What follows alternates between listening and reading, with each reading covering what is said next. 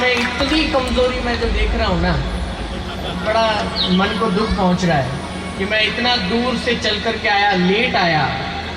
थारे चक्कर में कितना तो ओढ़वा मियाँ, कितने ही उलाने आए मेरे पास कि इतना देरी से आते हैं, हमारे घर के गुरुजी होकर के इतना देरी से पधारते हैं।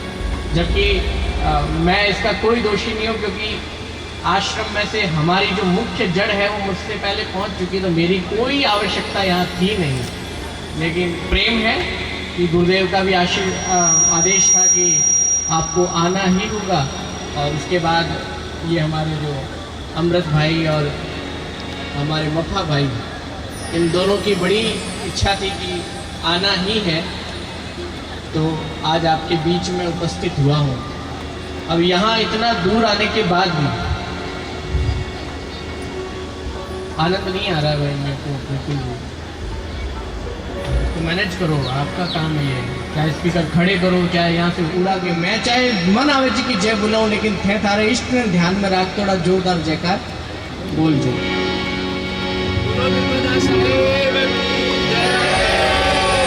ऐसे मजा नहीं आएगा। बिल्कुल राग में, ताल में और एक साथ एक सम के अंदर हम सभी को जयकार बोले। शेष कुंभ है और घड़ी घड़ी का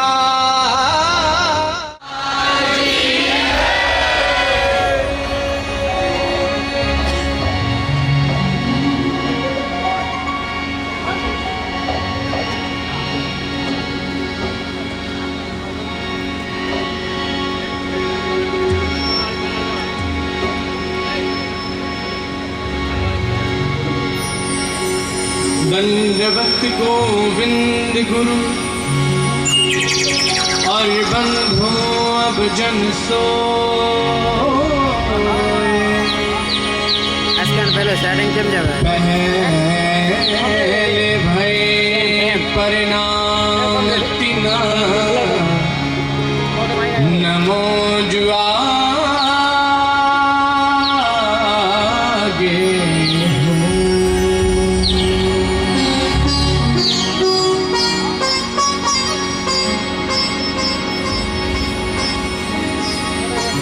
कुम्हार शेष कुंभ है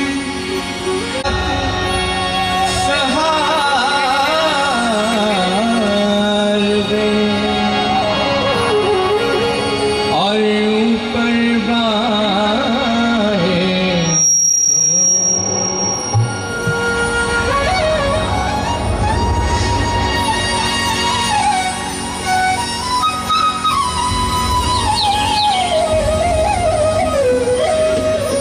पहले से ही कह रहा हूँ, रिदम सेक्शन हमेशा कम रखना, ठीक है। कारण है कि आपके साउंड जो है वोल्टेज नहीं उठा पा रहा है।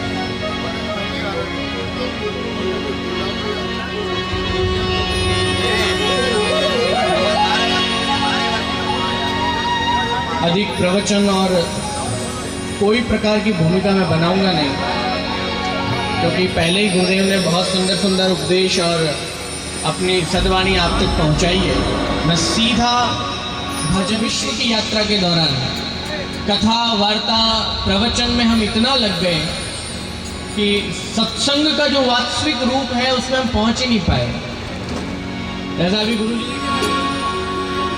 आज संत महापुरुष अपने इस ध्रुवा गांव के अंदर पधारे हैं और ऐसे गुरुदेव का दर्शन करने का मौका हम सभी को मिला है। मैं वास्तविक घटना आपको बता रहा हूँ। मुझे यहाँ इस भूमि पर आते हुए 20 वर्ष हो गए। मैं 15 से 20 साल से यहाँ आ रहा हूँ, जब से छोटा, और गुरुदेव को 30 साल से भी ज़्यादा हो गए। और हमारी आश्रम की परंपरा को यहाँ आते हुए ठीक 100 वर्ष से भी ज़्यादा हो गए, 100 साल से भी ज़्यादा। मैं 5वीं पीढ़ी हूँ और हमारे प्रथम गुरु से लेकर के आज तक यहाँ पर लगातार संत और महापुरुष गुरुदेव पधारे। यहाँ पर अधिकांश नगर के लोग यहाँ बैठे हैं, ध्रुवा गांव के। आप लोगों को मैं बताना चाहूँगा कि हो सकता है कि आप में से किसी ने सद्गुरु त्रिकमदास जी साहिब को देखा नहीं, और हो सकता है कि किसी संप्रदाय के बंधन में आपने उनका दर्शन भी ना किया हो कि छोड़ो यार कबीरपंथी है, कौन जाएगा, कड़वा ज्ञान होता है, मुंह पे बोलने वाले हैं, पता नहीं क्या है, कौन जाएगा, कौन दर्शन, माता फोड़ी है, अपने तो जो अपनी मंडली के साधु हैं वही ठीक है।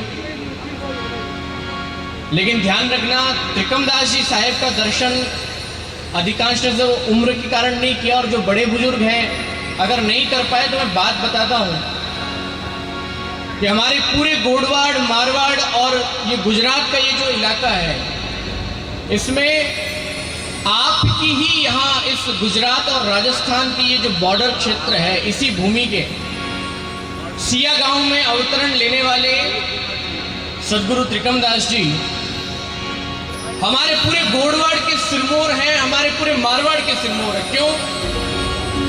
ऐसे महापुरुष जिन्होंने जीवित समाधि ली। ध्यान रखिएगा, कोई भी व्यक्ति अपनी मौत को अपनी इच्छा से हासिल नहीं कर सकता, क्योंकि मरना और जन्मना प्रभु के, भगवान के, साहेब और ईश्वर के हाथ में होता है।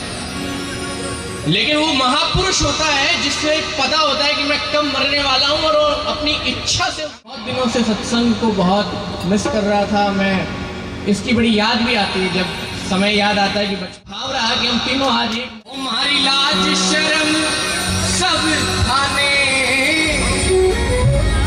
अरे हेलो, हेलो का मतलब रामदेव जी का भगत तो जानेंगे। अरे हेलो मारो सांभड़ो, हेलो लगाते हैं ना आप लोग। हेलो का मतलब पुकार, हे ईश्वर प्रगट सुनो चाहे छाने, मैं अर्ज करा बुरा थाने। ये भजन किन किन को आता है? हाथ खड़ा करें देखो। जिन जिन को ये भजन की एक दो पंक्तियां भी आती है, दोनों हाथ खड़े करें आपने। और सिर्फ हाथ खड़ा नहीं करना है, मैं एब्सेंस देख रहा हूं। अरे हेलो प्रगट सुनो चाहे छाने। मेरी ये जो विनती है, चाहे आप सामने बैठे सुनो, चाहे कहीं भी आपका स्वरूप बैठा हो, मेरी विनती आप तक पहुंच जाए प्रभु, ऐसा मैं निवेदन कर रहा हूं। ये एक शिष्य अपने गुरु के प्रति ये समर्पित भाव। हेलो प्रगट सुनो चाहे छाने, हेलो प्रगट सुनो चाहे छाने, मैं अर्ज करा बुरा थाने, मैं अर्ज करा लाज शर्म सब खाने।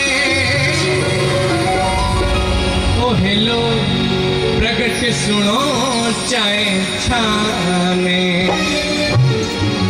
मैं अर्ज करा गोरा थाने, मैं। देखिए ये भगवान की बहुत ही प्यारी